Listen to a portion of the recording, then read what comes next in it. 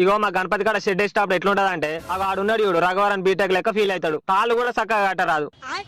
ఆ ఏతల పోసిగాడు పెద్ద ఇంజనీర్ లెక్క ఫీల్ అవుతాడు. గుంజ పట్టుకోరా అంటే జేబులో చేతులు పెట్టి పిసుకుంటాడు ఊరికే గోకుడు పెడతాను అని.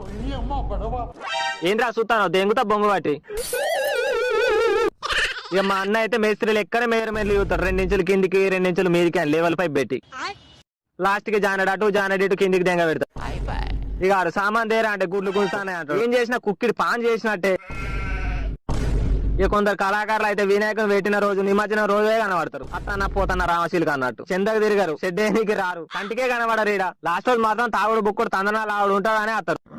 ఇక నేనైతే ఏతులు దెంగుడే ఉంటది పని చేసేది లేదు ఏం లేదు. నన్నాడు కానీ